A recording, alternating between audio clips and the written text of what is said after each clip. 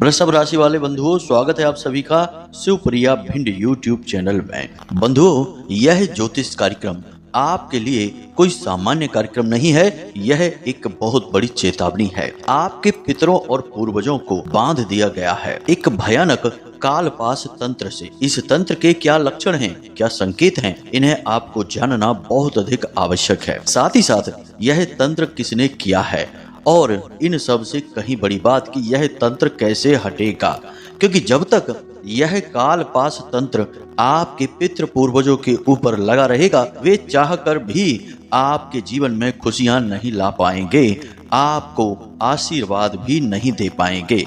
फिर चाहे आप कितना ही उनके लिए पिंड दान तर्पण श्राद्ध पक्ष में कुछ भी करते रहिए, कुछ भी लाभ उन्हें प्राप्त नहीं होने वाला है और ना ही आपके जीवन में कोई खुशी, कोई बदलाव आने वाला है। अब यदि आपने हमारी बातों को हल्के में लिया और इस विषय की गंभीरता को नहीं समझा, तो फिर आपके जीवन में भयंकर से भयंकर परिस्थितियों का निर्माण होते देर नहीं लगेगी। क्योंकि पितरों का आशीर्वाद न मिला तो प्रेत तो तैयार खड़े ही हैं आपके जीवन की हर एक खुशी और सुख को चूस जाने के लिए, समाप्त कर देने के लिए। जी हाँ बंधुओं, फिर आपके जीवन में भयंकर दुर्घटना, अकाल मृत्यु, बीमारी, कर्जा, घाटा, झगड़ा, बुरे से बुरा जो कुछ भी हो सकता है वह कुछ भी हो सकता है। इसलिए बेहतरी इसी में है कि जब कुछ भयानक बुरा हो उससे पहले ही हम इस समस्या को अच्छी तरह से समझ लें और इसके समाधान भी जल्द से जल्द ढूंढ लें, ताकि हमारे जो पितृ हैं, पूर्वज हैं, वे हमारी रक्षा कर सकें। याद रखना कि आपके प्रथम देवता पितृ ही हैं और आपके सबसे बड़े रक्षक, आपके पालनहार, आपके पितृ देवता ही हैं। ऐसे में उनका बंधन आपके जीवन का बंधन हुआ, आपकी हर एक खुशी का बंधन हुआ और आपके जीवन में आ रही हर एक समस्या का सबसे बड़ा कारण हुआ। जी हाँ बंधुओं, तो ऐसे में आप यह भूल बिल्कुल भी मत करना। इस कार्यक्रम को हल्के में बिल्कुल मत लेना। हर एक बात की गंभीरता को समझना और जो भी बातें हम आपको बताने जा रहे हैं, जो संकेत, जो लक्षण हम आपको बताने जा रहे हैं, उन्हें पूरी गंभीरता के साथ अपने जीवन में मिलाकर देखना। यदि आपको एक दो संकेत भी मिल जाएं, तो इस पितृपक्ष में इसका समाधान अवश्य कर लेना, वरना फिर आप यही कहते फिरोगे कि जीवन में सिवाय दुख के कुछ भी नहीं है। गुरुजी, हमारे जीवन में इतने कष्ट, इतनी परेशानियां क्यों हैं? तो आपके मन के इन सारे सवालों के जवाब आज के इस कार्यक्रम में मिलने वाले हैं कि क्यों आपके जीवन में इतने कष्ट हैं, क्यों आपके पितृ देवता, देवी देवता, आपके पूज्य आराध्य कुल देवी देवता आपको लाभ नहीं पहुंचा पा रहे हैं। हर एक समस्या का क्या कारण है और उसका क्या समाधान है, सारी बातों को हम आज विस्तार से आपको समझाने जा रहे हैं। बंधुओं, एक बात हम आपको बता दें कि यह कोई साधारण कार्यक्रम नहीं है। यह आपके जीवन के लिए एक संजीवनी बूटी है, जिसे हम चुनकर पूरी मेहनत के साथ माता भद्रकाली की कृपा और आशीर्वाद के साथ लेकर आए हैं। अब ऐसे में यह आपका धर्म है कि आप इस संजीवनी बूटी को स्वीकार करें, इसका विधिवत नियम और संयम के साथ प्रयोग शुरू करें और अपने जीवन में आ रही हर एक बाधा को समाप्त कर डालें। जी हाँ बंधु, तभी हमारी मेहनत भी सफल होगी और माता रानी के प्रति हमारी भक्ति भी कामयाब रहेगी। क्योंकि हम जो भी कुछ इस कार्यक्रम में आपको बताने जा रहे हैं वह माता रानी के द्वारा दी गई अनुभूतियों और उनके आदेश और आभास के आधार पर ही बताने जा रहे हैं। इसलिए हमारे द्वारा बताई जाने वाली हर एक बात पत्थर की लकीर होने जा रही है। बंधुओं, चाहे आपको हो या ना हो, लेकिन हमें अपनी माता रानी पर अंधा विश्वास है। हम सिवाय उनके किसी और के विषय में ना सोचते हैं और ना किसी की बात मानते हैं। और जब माता रानी ने आदेश किया कि आप लोगों को यह कार्यक्रम देना चाहिए, तो हमने तुरंत इसकी भूमिका बनाकर शास्त्रों के अध्ययन के द्वारा प्राप्त ज्ञान के आधार पर तंत्र मंत्र की संपूर्ण विधियों को खंगाल कर आपके लिए यह बेहतरीन ज्ञानवर्धक रामबाण कार्यक्रम लेकर आए हैं। तो बंधुओं, बस हमारा आपसे यही कहना है कि आप इस कार्यक्रम को अंत तक अवश्य देखना। हो सकता है कि कुछ बातें आपको अटपटी सी लगे शुरुआत में, क्योंकि इन चीजों के बारे में आपको ज्यादा अभ्यास नहीं है। सामान्य इंसान को तंत्र मंत्र के बारे में मारण क्रियाओं के बारे में और तरह तरह के झाड़ फूंक के बारे में ज्यादा पता नहीं होता है। तो ऐसे में आप लोग थोड़ा सा यह सोचेंगे कि गुरुजी क्या बातें बता रहे हैं, लेकिन जब हम आगे बढ़ेंगे कार्यक्रम में तो धीरे धीरे आपको सब कुछ समझ में आने लगेगा और फिर आप हमारी हर बात से सहमत भी होने लगेंगे। तो बस कार्यक्रम को अंत तक देखना। हम उम्मीद करते हैं कि आप हमारी हर बात को समझ चुके हैं, हमारी भावनाओं को समझ रहे हैं और यह जान चुके हैं कि हम जो भी कुछ आपको बताने जा रहे हैं वह केवल और केवल आपके जीवन की कहानी है। तो बस कार्यक्रम को अंत तक जरूर देखना, यही हमारा आपसे निवेदन है। तो चलिए आज के इस विशेष कार्यक्रम को शुरू करते हैं, लेकिन इससे पहले माता रानी को आभार तो व्यक्त करेंगे ही, क्योंकि बिना माता रानी की कृपा और आशीर्वाद के इस संसार में कोई भी शुभ कार्य नहीं किया जा सकता है। तो चलिए जल्दी से माता रानी को आभार व्यक्त करने के लिए कमेंट बॉक्स में लिखिए, जय माँ भद्रकाली कृपा करो। एक बार नहीं 3 बार लिखना। माता रानी की आपको पूरी कृपा और आशीर्वाद प्राप्त होगा, हमें पूरा विश्वास है। इसी के साथ साथ बंधुओं, यदि आप इस चैनल कार्यक्रम पर पहली बार आए हैं तो आप इस चैनल को सब्सक्राइब अवश्य कर लेना। ऐसा करते ही आप हमारे और माता रानी के दिव्य परिवार के सदस्य बन जाएंगे और फिर माता रानी की सीधी कृपा और आशीर्वाद आपको बिना चाहे, बिना किसी मेहनत के यूं ही प्राप्त होने लगेंगे, क्योंकि आप परिवार के सदस्य बन चुके हैं। तो चलिए जल्दी से चैनल को सब्सक्राइब करिए, फिर आगे बढ़ते हैं। तो बंधुओं, अब ध्यान से सुनिए। तंत्र बहुत ही शक्तिशाली होता है। तंत्र के अंदर इतनी अधिक शक्ति है कि यह हरे भरे बट वृक्ष जैसे विशाल वृक्ष को भी कुछ ही समय में सूख जाने पर मजबूर कर सकता है, उसे जड़ से उखाड़ सकता है। किसी अच्छे खासे भरे पूरे परिवार में आग लगा सकता है, सारी खुशियों का नाश कर सकता है, अच्छे खासे बने हुए मकान को भी ध्वस्त कर सकता है। तंत्र की शक्तियों के बारे में जितनी बात की जाए उतनी कम है, लेकिन तंत्र के 2 मुख्य प्रकार होते हैं। एक सात्विक तंत्र होता है और एक तामसिक तंत्र होता है।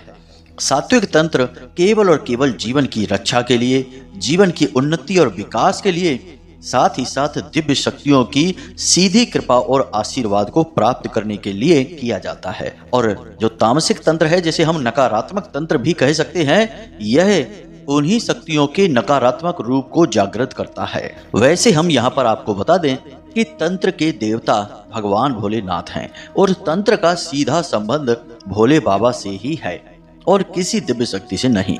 माता काली और भगवान भोलेनाथ तंत्र के भगवान हैं, तंत्र की देवी हैं। तो अब असल में यहाँ पर हम नकारात्मक तंत्र यानी पितृ बंधन के विषय में बात करने जा रहे हैं।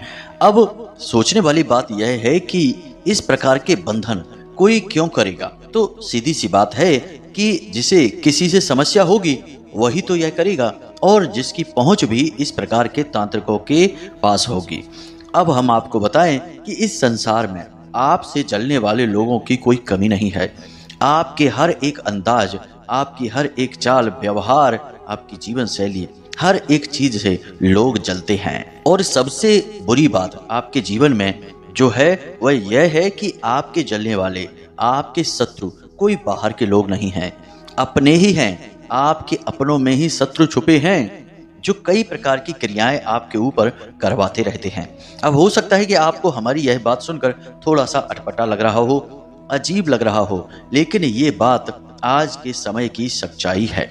बंधुओं, कई ऐसे लोग हमने देखे हैं जिनके जीवन में भयंकर मारण क्रियाएं की गईं और उनका जीवन पूरी तरह से विनाश लीला का शिकार हो गया। और अंत में जब देखा गया, उनकी संपूर्ण तांत्रिक कहानी को अच्छी तरह से समझा गया और साधनाओं के माध्यम से पता लगाया गया, तो पता चला कि उनका शत्रु जिसने यह तांत्रिक क्रिया की थी वह तो उनके परिवार का सदस्य ही निकला। तो आज के समय में यह कोई बड़ी बात नहीं है कि कोई अपना ही किसी को किसी भी हद तक प्रताड़ित कर सकता है, पीड़ित कर सकता है। तो आपको अब यहाँ पर क्या करना है इसे समझिए।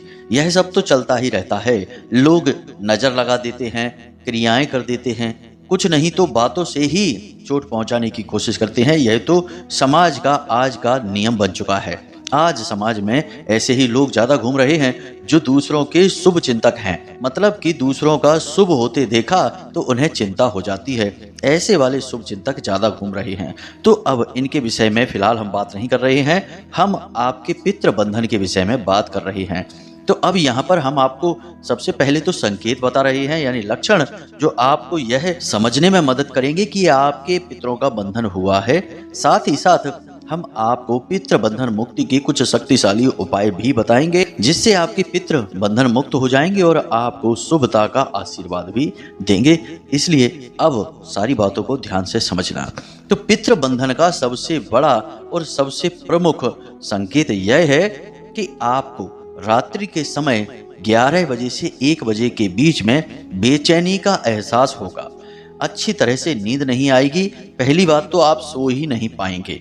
बेशक आप सोने के लिए लेटेंगे, लेकिन आप सो नहीं पाएंगे। और यदि आप जल्दी सो जाते हैं तो इस 11 बजे से 1 बजे के बीच में आपकी नींद बहुत खुलेगी, आपको प्यास बहुत लगेगी, आपके मन में बेचैनी बहुत रहेगी, या फिर हो सकता है कि आप कोई डरावना सपना देखें और इसी समय अवधि में चौंक कर जाग जाएं, डर कर जाग जाएं और फिर आपको नींद लेने में दिक्कत हो। मतलब कहने का यह है कि यह जो 11 बजे से 1 बजे का समय होता है, यह पितरों का समय होता है।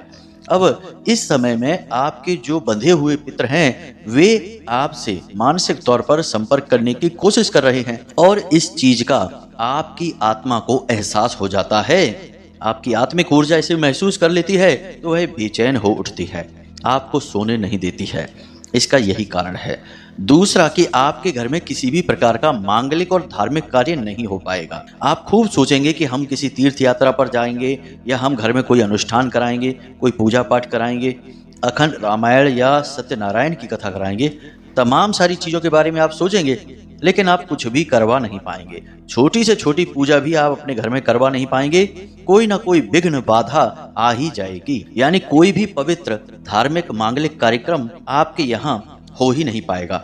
अब कभी कभी ऐसा होगा कि आप कोई कार्यक्रम करवा तो लेंगे, लेकिन उस कार्यक्रम के दौरान आपको या तो गुस्सा बहुत आएगा, आपका अपनों से ही यानी घर के लोगों से ही किसी बात पर विवाद झगड़ा हो जाएगा, आपका मन बेचैन रहेगा और आपको कोई बुरी खबर भी सुनने को अवश्य मिलेगी ही। यानी कहने का मतलब यह हुआ कि आपका जो धार्मिक और मांगलिक कार्य है, जो आपने करवा तो लिया अपनी जिद की वजह से, लेकिन वह कामयाब नहीं रहेगा, वह असफल रहेगा, उसका लाभ आपको प्राप्त नहीं हो पाएगा। यह सबसे बड़ा संकेत है। इसी के साथ साथ तीसरा संकेत, आपके घर की संतानें, आपके घर में या तो संतान का सुख ही नहीं प्राप्त हो पाएगा आपको, यानी संतान उत्पत्ति ही नहीं होगी, और यदि संतान हो भी जाएगी तो वह बीमार रहेगी, बहुत अधिक कमजोर होगी, बहुत अधिक दिव्यांग होगी, और या फिर हो सकता है मंदबुद्धि हो। इसी के साथ साथ यदि कोई बाधा नहीं है, सब कुछ सही है, तो वह संतान बहुत ही मनमौजी हो जाएगी, आपकी कोई बात नहीं सुनेगी, जो उसके मन में आएगा वह करेगी, और जब आगे समाज में वह बढ़ेगी यानी उम्र उसकी बढ़ेगी तो वह आपके मान सम्मान और इज्जत का भी कोई ख्याल नहीं करेगी, आपका तो किसी भी कीमत पर सम्मान नहीं करेगी।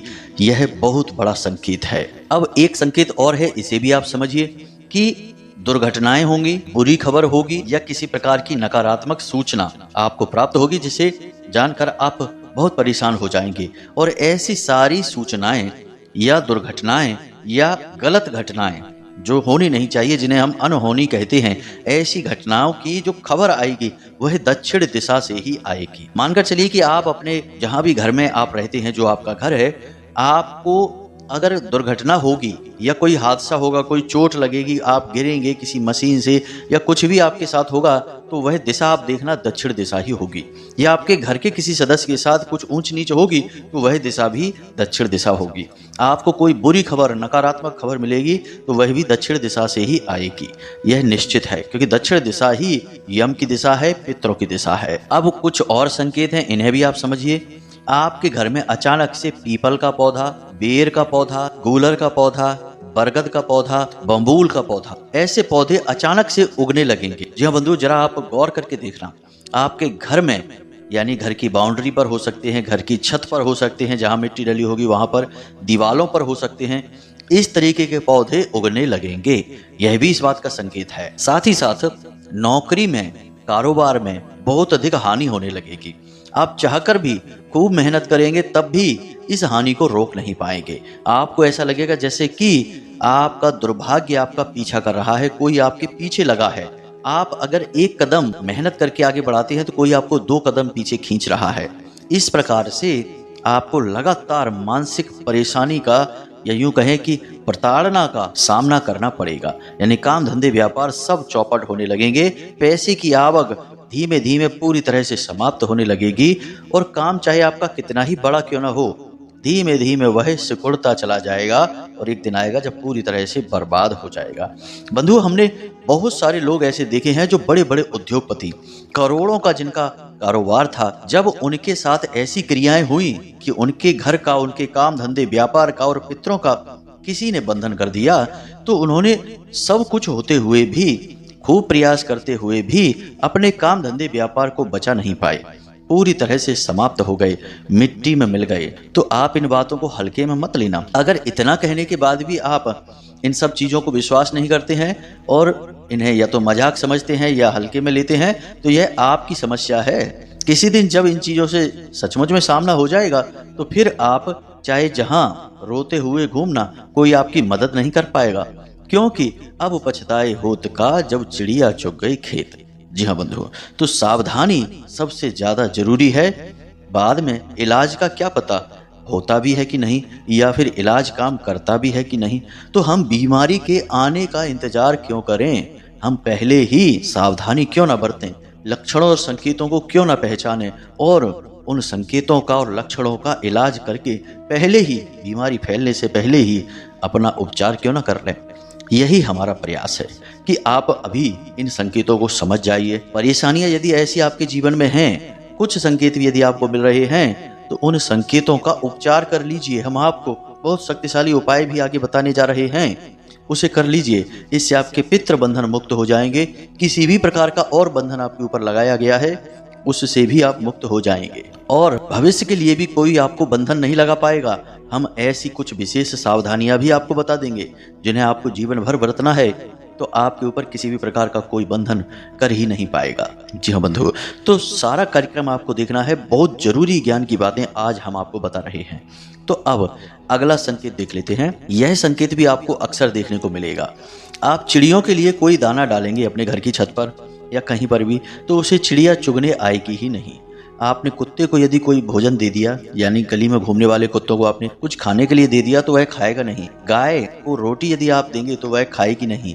यानी कि जानवर जो पितरों से जुड़े हुए हैं, वे आपके भोजन को, आपकी भेंट को स्वीकार ही नहीं करेंगे। अब वैसे संकेत तो और भी बहुत सारे होते हैं।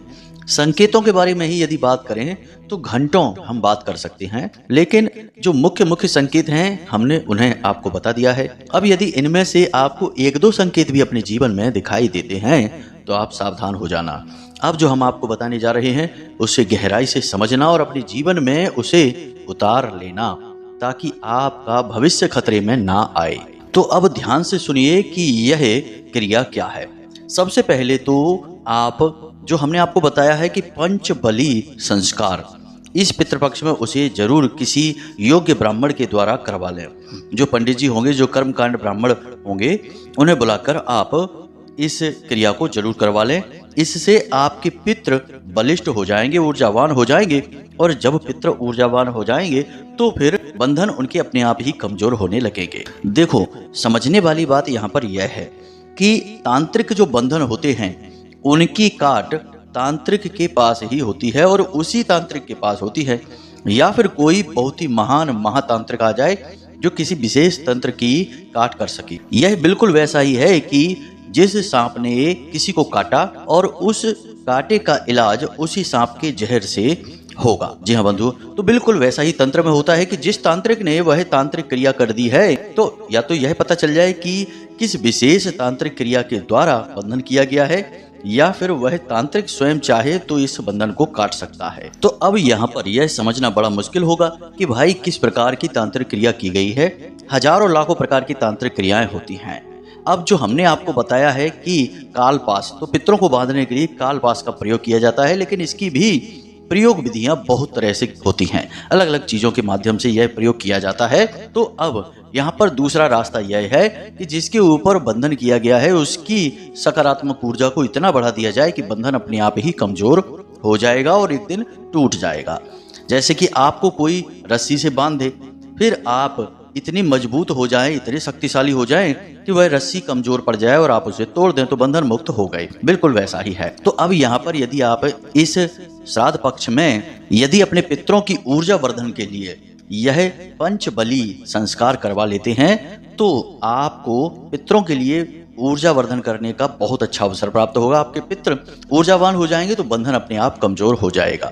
इसी के साथ साथ हम आपको कुछ और चीजें भी बता देते हैं जिन्हें आपको अपने घर के 4 कोनों में रख लेनी है। इससे भी सारे बंधन किसी भी प्रकार के जो आपके पितरों पर किए गए हैं वे समाप्त हो जाएंगे। कारण इसका यह रहेगा कि आपके घर में क्यों रखना है इसका, कि आपके पितृ पूर्वज जो हैं वे इस पितृ पक्ष में आपके घर में ही भ्रमण कर रहे हैं। हमने आपको कल के कार्यक्रम में भी बताया था कि पितरों के जो अधिपति हैं आर्यमा, वे सभी पितरों को यह आदेश देते हैं कि आप लोग अपने कुल अपने खानदान में जाइए और अपने वंशजों के जीवन को देखिए, उनके द्वारा दिए गए भोजन को ग्रहण करिए और ऊर्जा को ग्रहण करके वापस आइए। तो इसलिए जैसे ही पितृपक्ष प्रारंभ हो जाता है, पितरों की ऊर्जा आपके घर में नित्य सदा विद्यमान रहती है। इसीलिए कहा जाता है कि पितृपक्ष के दौरान आपको हमेशा सदाचारी व्यवहार करना चाहिए, यहाँ तक कि पूर्ण ब्रह्मचर्य का पालन करते हुए शुद्ध मन से भगवान की पूजा पाठ आराधना करनी चाहिए। इससे पितृ प्रसन्न होते हैं और आपको आशीर्वाद देते हैं। तो अब ध्यान से सुनिए आपको क्या करना है। आपको अपने घर के लिए एक रक्षा कवच बनाना है और यह रक्षा कवच ऐसा है कि हर प्रकार की नकारात्मक ऊर्जा और बंधन को काट डालता है, समाप्त कर देता है। बहुत ही शक्तिशाली है यह रक्षा कवच। जब आपके पितृ पूर्वज आपके घर में प्रवेश करेंगे तो उनके ऊपर भी किसी भी प्रकार की तांत्रिक क्रिया, काली क्रिया, बंधन आदि कर्म किया गया है तो वह भी अपने आप समाप्त हो जाएगा।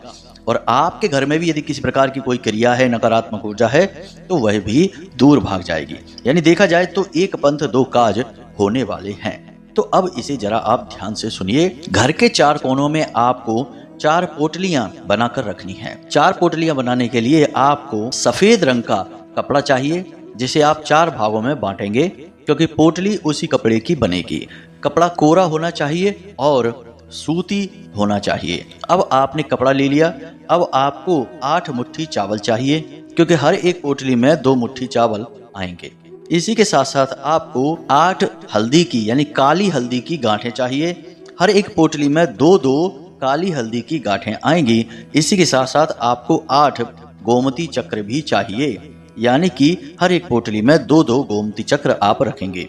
इसी के साथ साथ हर एक पोटली में 1-1 लौंग का जोड़ा भी आप रखेंगे। और सबसे अंत में आप तुलसी की 1-1 पत्ती रख देंगे। अब यह आपकी बहुत ही शक्तिशाली सकारात्मक पोटली बन चुकी है जो हर प्रकार की नकारात्मक ऊर्जा को आपसे दूर भगाएगी। अब आपको यह करना कैसे है, आपने किसी भी दिन पितृपक्ष में ये 4 पोटलियां तैयार कर लेनी है। इन पोटलियों को लपेटने के लिए भी आप सफेद रंग का धागा ही प्रयोग करेंगे। अब आपने क्या करना है कि माता काली, माँ भद्रकाली, माँ बगलामुखी, माँ दुर्गे यानी माता रानी के किसी भी स्वरूप के पास आपको रात्रि के समय ये पोटलियां चारों रख देनी है। गाय के घी का एक दीपक जलाना है। इन पोटलियों के ऊपर थोड़ा थोड़ा गंगा जल छिड़कना है ताकि इनका शुद्धिकरण हो जाए। और उसके बाद इस मंत्र का उच्चारण करना है। संख्या की कोई सीमा नहीं है, बस आपको वहां बैठना है और दीपक शांत होने तक लगातार इस मंत्र का उच्चारण करते रहना है। कोई माला की आवश्यकता नहीं है। मंत्र कौन सा है, ध्यान से सुनिए। इसे नवाड़ मंत्र कहा जाता है। ओम ऐं ह्लीं क्लीं चामुंडाय विच्चय। इस मंत्र में माता की सभी शक्तियां समाहित होती हैं और यह हर प्रकार की नकारात्मक ऊर्जा को काटने के लिए बेहद शक्तिशाली मंत्र होता है। अब आप लगातार इस मंत्र का उच्चारण करते रहें। उसके बाद जब दीपक आपका शांत हो जाए वहां पर, तो आप माता रानी को प्रणाम करें और पोटलियों को वहीं अपने पूजा घर में माता रानी के चरणों में रखी छोड़ दें और रात को सोने चले जाएं। उसके बाद अगले दिन आप सूर्योदय से पहले जागें। स्नान आदि करने के बाद माता रानी के पट खोलें और इन पोटलियों को उठाएं। पोटलियों को उठाने से पहले आपको फिर से दीपक जलाना है, माता रानी का आवाहन करना है और इसी मंत्र का उच्चारण करते हुए, यानी इसी नवाड़ मंत्र का उच्चारण करते हुए इन पोटलियों को आपको उठाना है और इन्हें अपने घर के चारों कोनों में रख देना है। अब आप इन्हें अपने घर के चारों कोनों में जब रखेंगे तो उस समय आपको ध्यान देना है कि ये पोटलियां जमीन पर नहीं रखनी है, इन्हें हवा में भी नहीं टांगना है, इन्हें किसी अलमारी में रखना है जिसमें आपके सिर के ऊपर इनका स्थान हो, यानी जितना आपकी सिर की ऊंचाई है उससे थोड़ा ऊपर इनका स्थान हो। ऐसी किसी जगह अलमारी में आप इन्हें रख सकते हैं। चारों कोनों में आप इन पोटलियों को रखें और उसके बाद आपकी यह प्रक्रिया समाप्त हो जाएगी। जब आप इन्हें कोनों में पोटलियों को रख रहे हो उस समय भी मन ही मन आप इस मंत्र का उच्चारण करते रहें। इस प्रकार आपके घर का पूर्ण रूप से रक्षा कवच तैयार हो गया। हर प्रकार की नकारात्मक ऊर्जा की काट हो गई, पितरों के बंधन की भी काट हो जाएगी। पूरे पितृपक्ष आप इन पोटलियों को रखी रहने दें और उसके बाद जब पितृपक्ष समाप्त हो जाए तो आप इन पोटलियों को बहते हुए जल में विसर्जित कर दें। जी हाँ बंधु, याद रखें कि ऐसे स्थान पर इन पोटलियों को रखें कि ये ज़्यादा गंदी मैली कुचैली ना हो पाए, साफ सुथरी ही रहें और इनके बारे में अधिक किसी से चर्चा ना करें। घर परिवार के लोगों को तो इनके बारे में पता रहेगा ही, लेकिन फिर भी ज़्यादा इनके बारे में किसी से बातचीत ना करें। बस यही नियम है, यही संयम है। आप इसे इस पितृपक्ष में अवश्य करें। इससे किसी भी प्रकार का बंधन आपके पितरों पर होगा वह समाप्त हो जाएगा। आपका जीवन भी बहुत ही सुंदर हो जाएगा, क्योंकि माता रानी की दिव्य कृपा और आशीर्वाद आपके जीवन में आना शुरू हो जाएगा। तो अब इन जानकारी का आप प्रयोग करिए और अपने अनुभव हमें अवश्य बताना।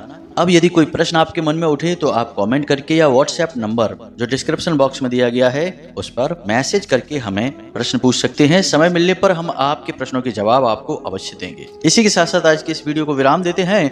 हमेशा हंसते रहिए, मुस्कुराते रहिए, सकारात्मक रहिए और भगवान पर आस्था बनाए रखिए और दिन में एक बार मंदिर अवश्य जाइए, क्योंकि आपका उद्धार तो भगवान की कृपा से ही होगा। बिना उनकी कृपा और आशीर्वाद के कुछ भी नहीं हो सकता है। तो प्रेम से बोलिए जय माई की, जय माँ भद्रकाली। माता रानी आपका कल्याण करेंगी। धन्यवाद।